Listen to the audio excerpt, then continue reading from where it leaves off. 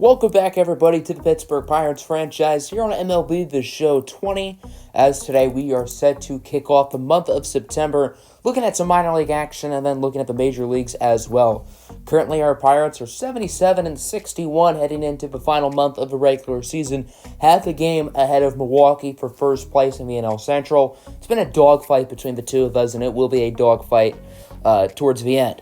Currently, Milwaukee is the second wild card. They are a game and a half ahead of the Diamondbacks. So that means, if math is correct, we would be 2 games ahead of Arizona, for what that is worth. The Giants are the clear first wild card. They should make it bearing something pretty crazy. So in the month of September, you have to have 28 players on the Major League club. No more, no less. So we're going to look at the AAA squad, find a few guys who we do want to call up. And there are some interesting options, talented players. Benny Ling, for example, 76 overall, but I want to save him for next season. So we're going to start with Spry, a player who was with the Major League club for most of the season, got sent down because he was playing poorly. Well, he's been playing well in AAA and will get recalled back up. The next one is first baseman Will Craig. Not a great season from him, but he is out of minor league options, I believe, yes. So might as well call him up now, see what he can do here at the Major League level. And then the last player is an interesting one, and that is outfielder Tim Tebow. It's Tebow time, ladies and gentlemen, and Tim Tebow will be making his Major League debut today. If you could not already tell by the thumbnail and the title, because I know I technically spoiled it, but oh well. So after simulating about a week to the final minor league games of the season, our Pirates go, 3-2 in that span.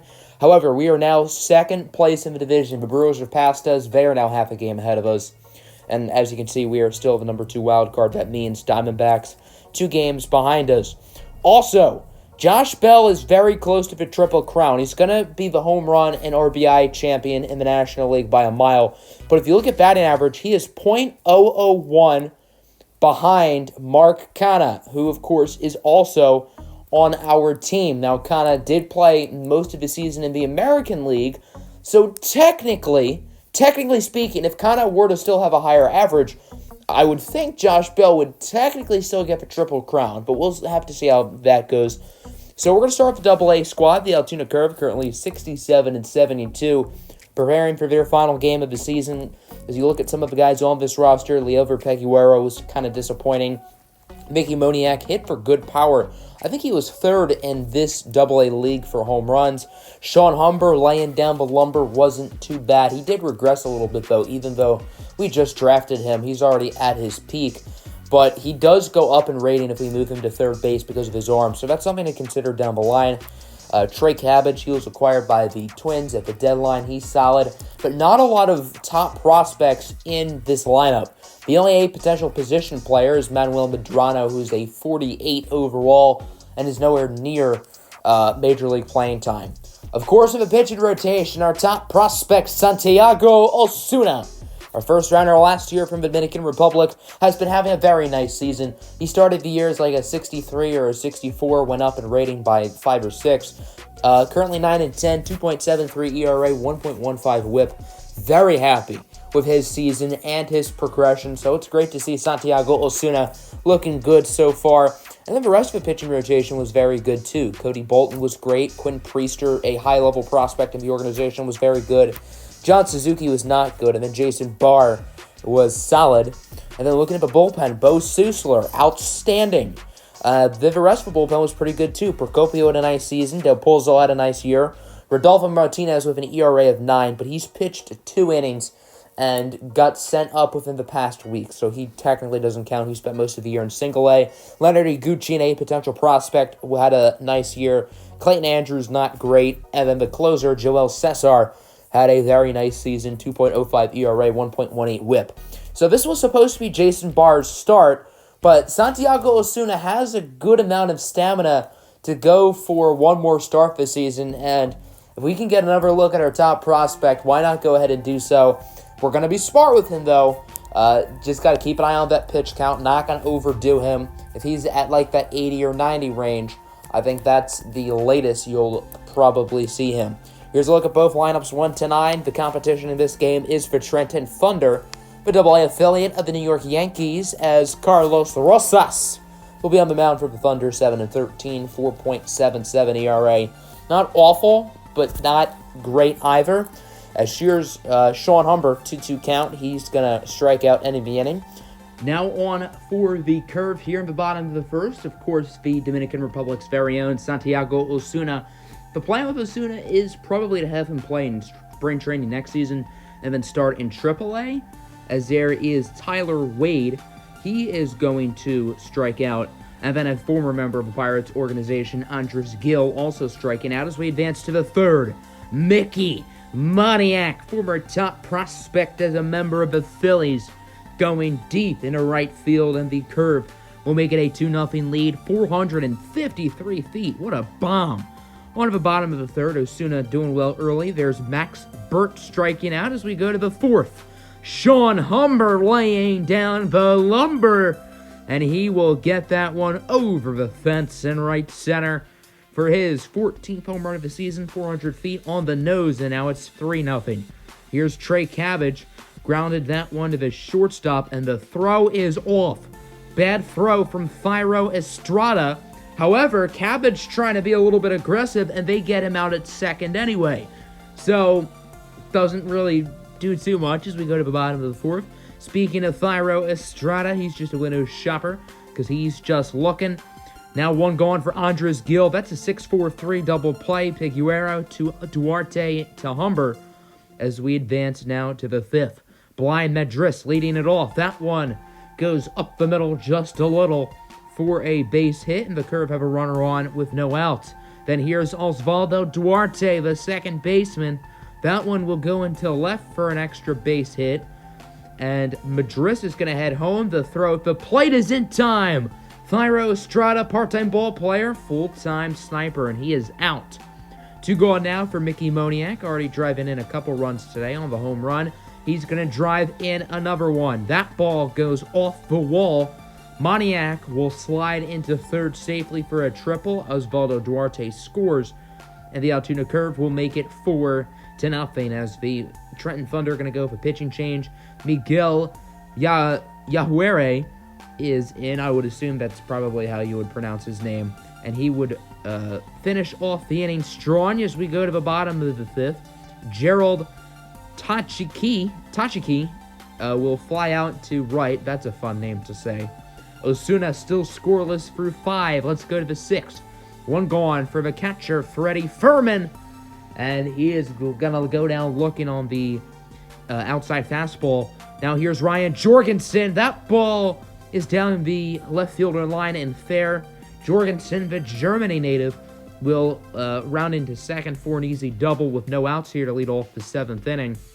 As next up, Blind Madris, 2-2 pitch from Yahure, and he is going to strike out on the curveball. And then next batter, Osvaldo Duarte, he strikes out as well. And the curve are really going to have trouble bringing that run in. Now here's Leover Peguero, 1-1 count with 2 outs. That ball is grounded to third. Incredible throw by Max Burt. And Peguero's out at first as we go to the bottom of the 7th. Thairo Estrada up. That's a single into left center.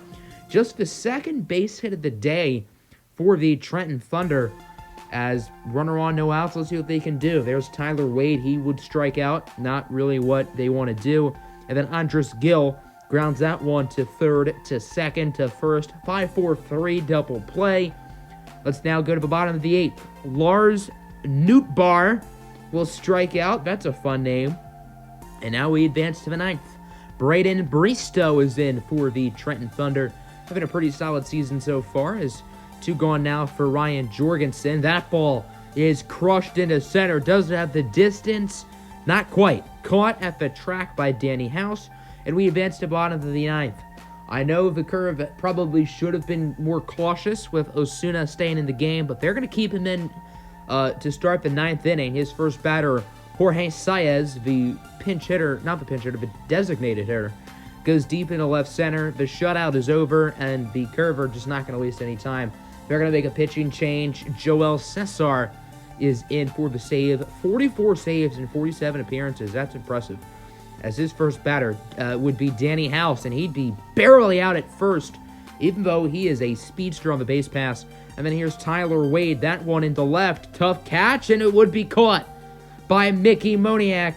And the Altoona Curve will get the win by a score of 4-1. Good way to end the season. Santiago Asuna pitched very well. Mickey Moniak looked good. Sean Humber looked good. Quiet game for a few of the other guys like Trey Cabbage and Alexander Canario. And then obviously the pitching, Osuna and Joel Cesar finished the game off strong. The Trenton Thunder only with 3 hits. Of course, the home run by Jorge Saez, his first of the season.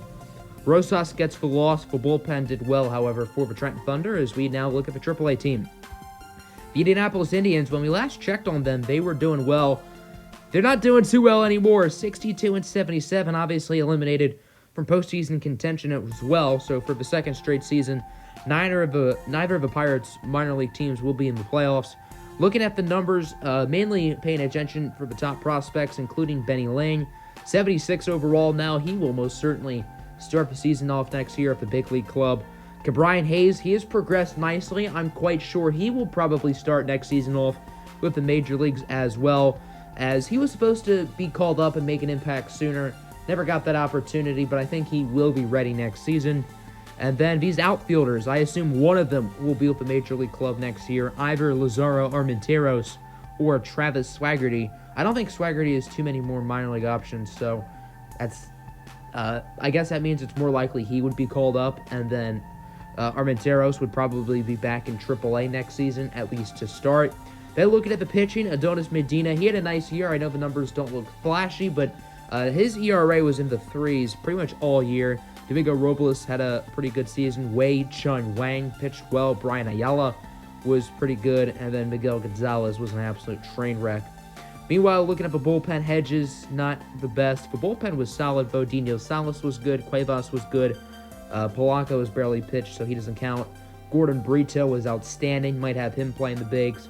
Grady was good, and then so was Dovydas Nebrauskas, as the 62-77 Indianapolis Indians could be taking on the 79-60 Columbus Clippers, the AAA affiliate of the Cleveland Indians. Here's a look at both lineups for this one. 1-9, as on the mound for the Indianapolis Indians would be the lefty, Domingo Robles, one of the better pitching prospects in this organization. I don't think he's quite ready for the major leagues next season, but if you do look at his numbers, he is progressing well. Currently this season, 7-11, 3.58 ERA. I think he'll officially be ready probably by 2023. That'd be my guess. Here's Nelson Adams with 2 outs. That one would go high-ish and pretty deep in the left. It would be caught in a good 1-2-3 inning for Domingo Robles as we go to the bottom of the first. Tristan McKenzie on the hill for the Columbus Clippers. Just his 3rd start this season in AAA, 1-1, 2.7 ERA. As here is the leadoff batter, Gosuke Kato. That one will go off the wall in right for extra bases, and Kato will start this game off with a double. 2 gone now. Kato at 3rd for Ke'Bryan Hayes. That one lined directly to 2nd. The play is made by Aaron Braco. In and over, and the Indians don't score. Here's Tyler Freeman now in the 2nd. He's going to strike out, and that inning would come to a close as we go to the bottom of the 2nd. Lazaro Armenteros going to lead things off with a single, or with 1 out, sorry.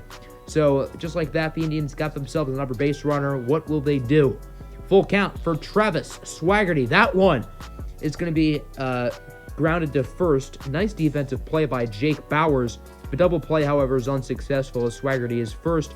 Doesn't matter as Michael Lowry's going fishing, and that bait caught nothing. On to the 3rd. There is the center fielder, Oscar Gonzalez. He strikes out. Now on to the top of the 4th, Brian Rocchio, I'm not entirely sure how to say that. I do believe he's one of the Indians' top prospects, though, so I suppose he is important. There's a nice strikeout, though, off of Nick Martini.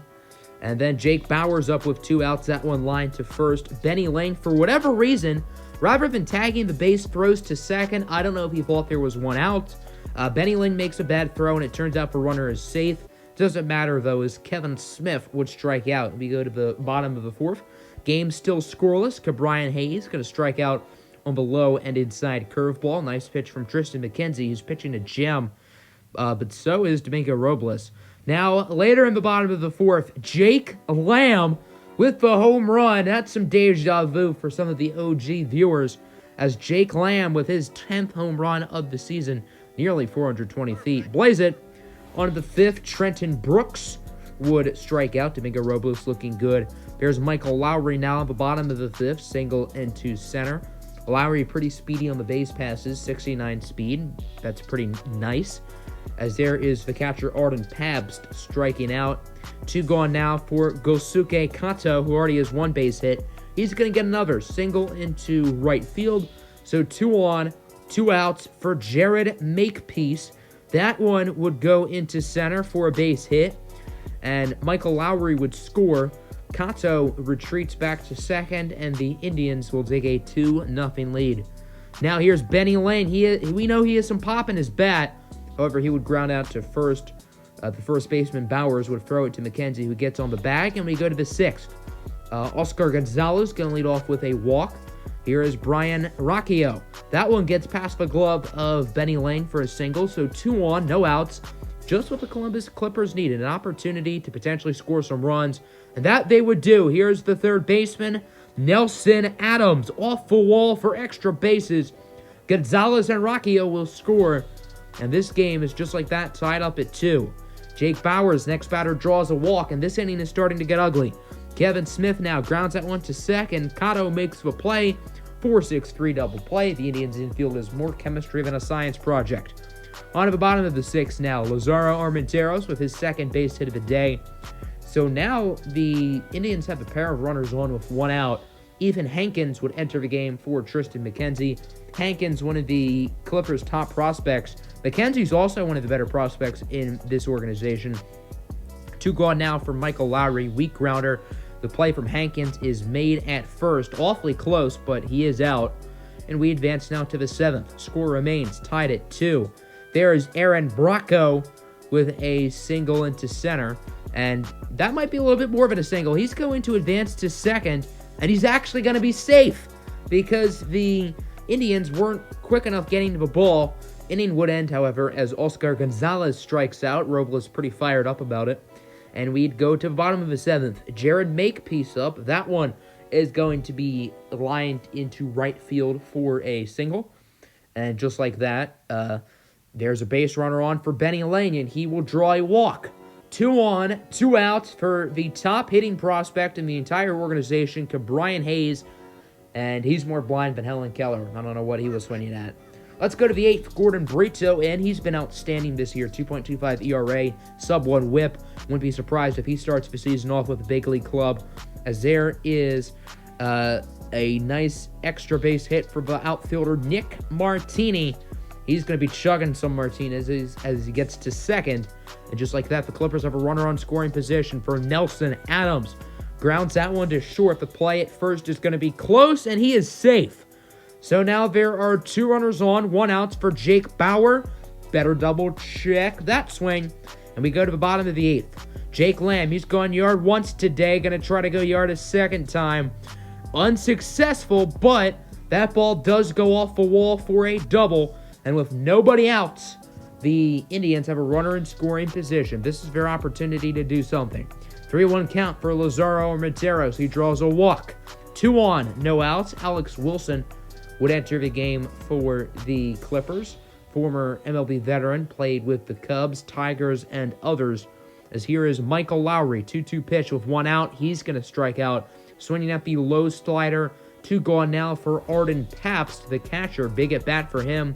And that one is lined into center. The play would be made by Oscar Gonzalez. And this game is still tied at 2 as we advance now to the 9th. Here with 1 out is going to be Trenton Brooks. Single into left, sorry.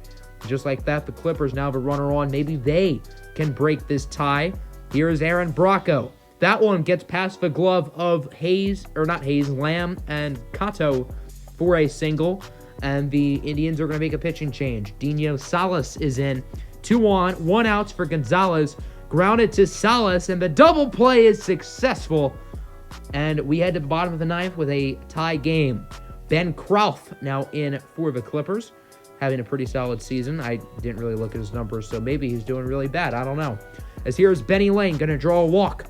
1 on, 2 outs for Brian Hayes. Grounds that one to second. Play is made by Braco. Inning over, going to extra innings, game tied at 2. Here's Nick Martini with 1 out. He's going to draw a walk. Now Jake Bowers with 2 outs, and that one will go over the fence and right, and the Columbus Clippers will take a 4-2 lead. Jake Bowers going to get the potential go-ahead home run as Hunter Wood on for the save now. His first victim, Jake Lamb. That one would be lined to second. Normally would have been a base hit, but because of the shift, he is out. Next batter, 2-2 count for Lazaro Armenteros, and he would strike out. So now the season is down to the bat of Travis Swaggerty. 1-1 pitch, and that one would be grounded to second. The play is made by Braco. And the Columbus Clippers will win by a final score of 4-2. They improve to 80-60, and the Indianapolis Indians will finish at 63-77. The bats were meh. I guess they could have been worse. Multi-hit games for Kato, Makepeace, Lamb, and Armenteros. Lamb had a home run. The only other RBI went to Makepeace. And the bullpen, I guess, Salas was the one who choked. Robles and Brito were very solid. Is now looking at the Major League squad. The Pirates going to be taking on the San Diego Padres. And there's some significance to this game. Timothy Tebow will be making his Major League debut. You'll love to see it. Tebow hitting 8th in the lineup, getting the start for Mark Canha, who would be getting the day off in this game. So we finally get to see the long-awaited Major League debut for Timothy Tebow. On the mound for the Padres will be Cal Quantrill, 4-6, 4.19 ERA. As you can tell, this game was put on MLB Network for a damn good reason. We got to see Tebow time. Let's go top first. Kevin Newman on with a base hit, and Brian Reynolds now with a base hit into right field for a double. Kevin Newman would stay at third, surprisingly. So runners in scoring position, nobody else for Josh Bell, and he's going to do what he does best, cranking bombs. That one is a deep shot into center over the fence. Josh Bell's 51st home run of the year. Yeah, he's going to be breaking a lot of records, setting a lot of milestones this season. What a year he's had. On the mound for the Pirates is Jordan Yamamoto. Started the season off pretty poorly, but has been great these past couple months. Sorry I couldn't get the regular graphic. I was not paying attention. I was watching the draft while recording this game as Fernando Tatis hits a single, Franmil Reyes strikes out. And let's go to the second. Tim Tebow, his first Major League at-bat, and it's an underwhelming one. He's going to check swing that pitch on at the bottom of the second. Brian Dozier up at the plate. That one into center. Going to be a tough play for Reynolds, and he does make the catch. Nice play by Brian Reynolds, and we advance later to the inning. Trent Grisham drawing a walk. 2 on, 2 outs. But the one person you don't want to have up here is the pitcher. Cal Quantrill grounds out to second. And we advance now to the bottom of the third. Fernando Tatis Jr. going to draw a walk. Here's Franmil Reyes. He is second for the NL MVP voting. Obviously, he's not going to win it because of a certain Josh Bell. And he does ground out to third. Bichette makes the play. Speaking of Bo Bichette, he's going to be leading off the fourth. That one into center. Will it drop? Yes, it will. And Bo Bichette will get a base hit.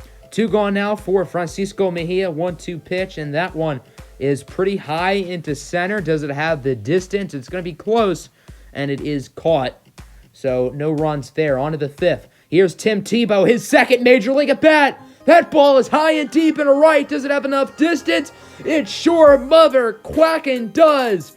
Tim Tebow with his first Major League hit, his first Major League home run, and the Pirates will take a 4-0 lead. You love to see it. His teammates going to be giving him the silent treatment. There they go. Tim Tebow, a former Heisman-winning quarterback at the University of Florida, won an NFL playoff game with the Denver Broncos. Now here he is hitting bombs. Andres Munoz now in for the San Diego Padres, having a pretty nice season. Runner on for Josh Bell, and that one would go into right for a single. Josh Bell showing that he's not just a power hitter, doing it for contact too. And then here's the rookie, Dylan Carlson. Will that one drop for a base hit? Not quite, as the play is made by Brian Dozier to end the inning. One at the bottom of the fifth, here's Trent Grisham. Already has a walk today. He's going to now start the inning off with a single, and he's fast on the base pass too. Here's Ron Hogue, a first-round pick in last year's draft, a player the Pirates were highly considering, by the way. Of course, they went with Santiago Asuna instead, as Hogue flies out to right. Carlson makes the play, score remains 4-0. On to the 6th. Here is Manny Machado, the $300 million man. That one is down the left field line, and now, just like that, the Padres have 2 runners in scoring position and 1 out. Here for Brian Dozier, that one is grounded to short. O'Neal Cruz makes the play, but the run does score as it's now 4-1. And he not done. The catcher, Austin Romine, will get that one onto the warning track in left for a double. Machado will score, and this game is now 4-2. San Diego trying to make a comeback. On to the 7th, Emilio Pagan now in for the Padres, former Tampa Bay Ray and Oakland Athletic. As here's Tim Tebow. He's already gone yard once tonight. Can he do it a second time? Not quite, as he does fly out to center, but he should get another at-bat in this game. Then here's Kevin Newman with 2 outs. Single, almost. Excellent play at second. Newman actually is safe, so I guess technically it is a single. Looks like it was going to be a base hit, but Dozier made a nice play. Newman obviously still safe at first. And then here's Brian Reynolds. That one would be caught out in right, so Kevin Newman's quote-unquote single doesn't really matter. As we go to the bottom of the 7th, Emmanuel Clase, the hard-throwing pitcher in from Pirates. And yeah, 100-mile-an-hour cutters. That's what you get when you're looking at Emmanuel Clase. On the 8th, Michael Baez in for San Diego. His first batter, Josh Bell. And he's going to strike him out. Quite an accomplishment to strike out Bell, the best hitter in the National League, at least this season. Next batter, Dylan Carlson. That one is in the dirt as he was going fishing on that one. Baez looking good so far. As we go to the bottom of the 8th, Manny Machado up. O'Neal Cruz would make the play, end of the inning. 2 shutout innings for Clase. As we go to the 9th, Jose Castillo in for the Padres, the tall lefty. As speaking of the lefty, here's O'Neal Cruz. Lefty on lefty crime, and Cruz will strike out on the slider. Not a great day for O'Neal Cruz as he goes 0 for 4. And then here's Francisco Mejia, the former San Diego Padre, going to try to put the ice in the dagger and the money in the grave as that ball goes over the fence for a home run, his 23rd of the season. And the Pirates will make it 5-2. Next batter, it's Tebow time. Tim Tebow with a single into center. His second base hit of the game. And now it is 5-2. Can Tebow score a second run of the game? The answer is no, as Kevin Newman would fly out. I don't know why the second baseman didn't go for that. Ron Hogue has to make the catch. And we go to the bottom of the 9th. Ken Giles on for the save. He's 33 for 37 this season. Let's see if he can get another one. Here's John Birdie, the pinch hitter. He strikes out. And then Trent Grisham, the final hope for the Padres, is that one goes into center. Brian Reynolds dancing like a maniac, but he does make the catch. And the Pirates win by a score of 5-2. Nice outing from Jordan Yamamoto. 3 home runs in this game from the Pirates. Francisco Mejia, Josh Bell, and of course in his Major League debut, Tim Tebow. Tebow goes 2 for 4 with the solo shot along with a base hit. So a pretty good debut, if I do say so myself, for Tim Tebow. Maybe he has a future these next few seasons in the big leagues. He is 33. He's not probably a long-term piece on this Pirates roster, but who knows? Maybe he could be a solid bench bat. So we would simulate the rest of that series. We would lose the next 2 games, which is an oof. So now we are 81-65 heading into the final few weeks of the season. The Brewers are now a full game ahead of us, which, it's still a close battle. It's still anyone's bet for that division.